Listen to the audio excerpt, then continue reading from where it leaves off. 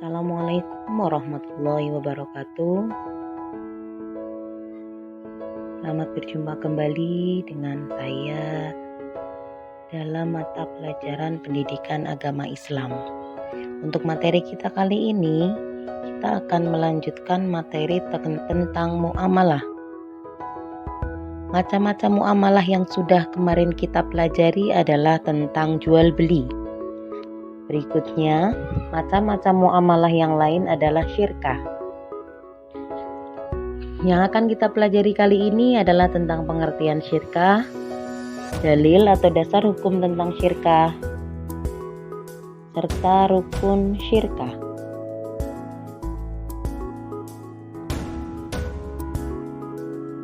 Definisi atau pengertian syirkah secara bahasa adalah perseroan, persekutuan, atau kerjasama. Menurut istilah Islam, syirkah adalah kerjasama antara dua orang atau lebih dalam bidang ekonomi untuk memperoleh keuntungan bersama.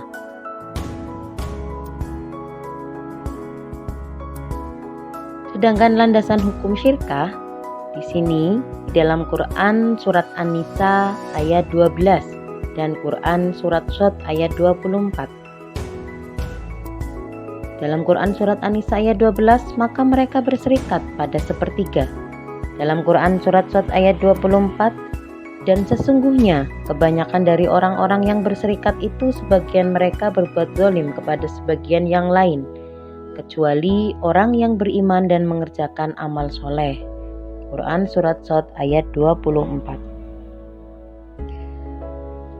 Dari hadis Rasulullah diriwayatkan oleh Abu Hurairah, Rasulullah Shallallahu Alaihi Wasallam bersabda, sesungguhnya Allah Azza wa Jalla berfirman, aku pihak ketiga dari dua orang yang berserikat, selama salah satunya tidak mengkhianati lainnya.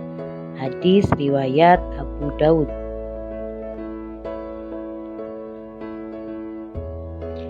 Syirkah atau yang juga bisa disebut dengan istilah musyarakah merupakan bentuk umum dari usaha bagi hasil. Sering disebut dengan istilah syarikah, kerjasama, serikat, atau kongsi. Syirkah dilandasi keinginan dari pihak-pihak yang bekerja sama untuk meningkatkan nilai aset yang dimiliki secara bersama. Syirkah ini yang termasuk dalam golongan ini adalah bentuk usaha yang memadukan seluruh bentuk sumber daya serta melibatkan minimal ada dua pihak yang bersyirkah. Kontribusi para pihak dapat berupa dana. Jadi nanti syirkah kerjasamanya bisa berupa dana, aset penjualan, entrepreneurship, skill atau kemampuan, properti, dan sebagainya yang kesemuanya dapat dinilai dengan uang. Syirkah ini bisa dengan batasan waktu maupun tanpa batasan waktu. Syirkah itu menyatukan semua modal, maka pemilik modal berhak turut serta menentukan kebijakan usaha yang dijalankan pelaksana proyek. Syirkahnya atau kerjasamanya nanti bisa berupa pinjaman modal. Ada yang meminjamkan modal, ada yang melaksanakan usaha untuk memutarkan modal tersebut. Biaya pelaksanaan dan jangka waktu proyek harus diketahui bersama. Berikutnya rukun syirkah. Rukun itu adalah yang harus ada atau unsur yang harus ada dalam pelaksanaan syirkah atau kerjasama. Yang pertama, adanya dua pihak yang berakad atau bersyirkah. Yang kedua, objek akad atau objek syirkah bisa berupa pekerjaannya atau berupa modal. Yang ketiga, akad atau sighot. Dua pihak yang berakad atau bersyirkah syaratnya memiliki keahlian dalam mengelola harta. Objek akad atau syirkah, baik itu berupa pekerjaan atau modal, Syaratnya yang pertama halal, diperbolehkan dalam agama. Artinya pekerjaan atau modalnya itu berupa sesuatu yang halal atau diperbolehkan dalam agama.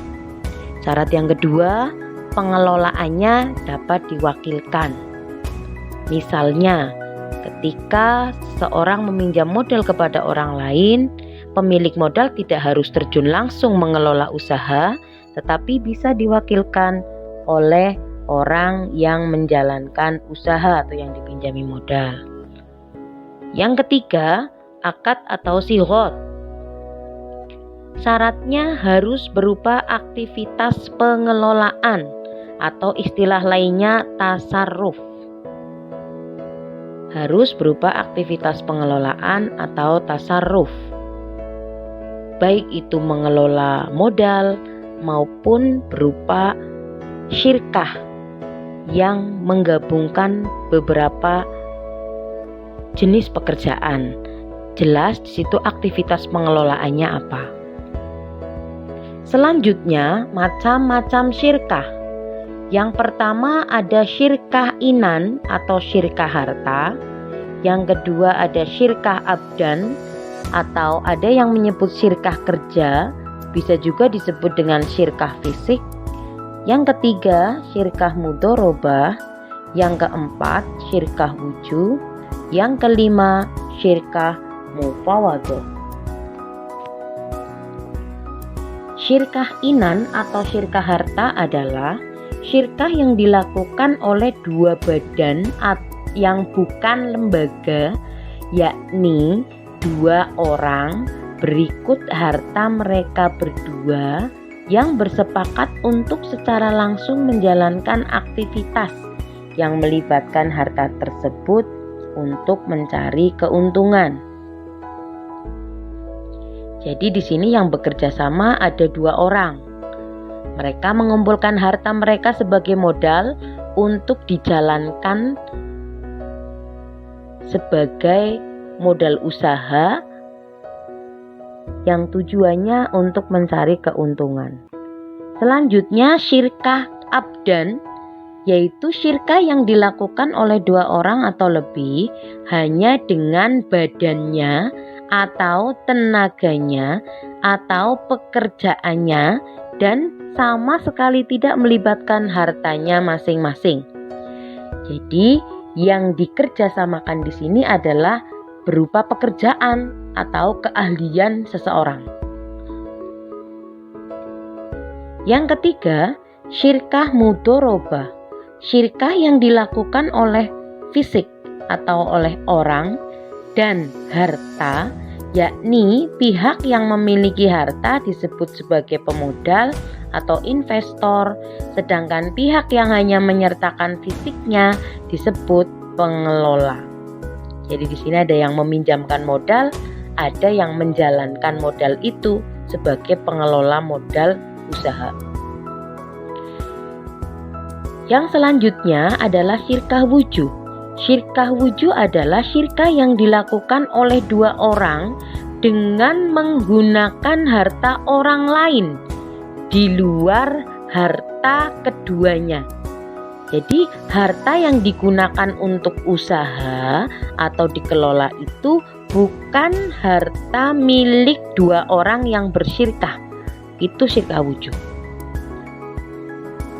Yang selanjutnya adalah syirkah muwafadah, yaitu bersyirkahnya dua pihak dalam semua macam syirkah yang ada dalam Islam. Misalnya, berkumpulnya antara syirkah inan, syirkah abdan, syirkah mudharabah, dan syirkah wujub. Artinya, syirkah muwafadah di sini adalah menggabungkan beberapa jenis syirkah yang ada dalam Islam. Kemudian bentuk atau macam syirkah yang lain adalah syirkah dalam bidang pertanian. Yang pertama ada musaqah. Musaqah adalah bentuk kerjasama di mana orang yang mempunyai kebun memberikan kebunnya kepada orang lain atau petani penggarap agar dipelihara dan penghasilan yang didapat dari kebun itu dibagi berdua menurut perjanjian sewaktu akad. Jadi di sini ada pemilik kebun dan ada petani pengelola kebun atau penggarap. Nanti hasilnya dibagi dua. Selanjutnya ada muzaroah.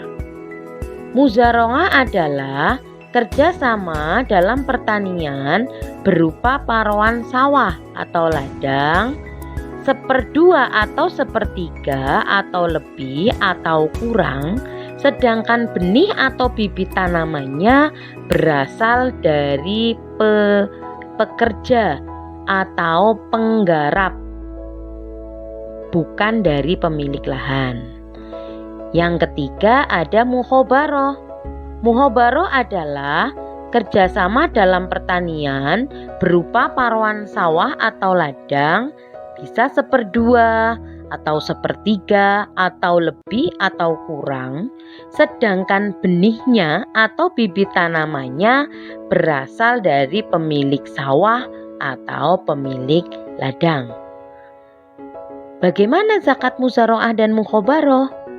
Ketika pertanian menghasilkan hasil panen, itu wajib dizakati. Zakatnya yang mengeluarkan adalah orang yang mengeluarkan bibit tanaman. Ketika muzaroah berarti yang mengeluarkan bibit tanaman adalah penggarap, berarti yang menzakati adalah penggarap. Ketika muhobaroh, yang mengeluarkan benih atau bibit tanamannya adalah pemilik sawah, berarti zakatnya dikeluarkan oleh pemilik sawah. Selanjutnya, dari berbagai sumber belajar, silahkan kalian cari contoh dari syirkah inan, syirkah abdan, syirkah mudharabah, syirkah wujud, dan syirkah muwafadhah. Setelah kalian menemukan jawabannya, untuk selanjutnya tulis jawaban kalian pada forum diskusi di LMS. Demikian pembelajaran kita kali ini. Terima kasih, syukron jiddan, semoga bermanfaat. Assalamualaikum warahmatullahi wabarakatuh.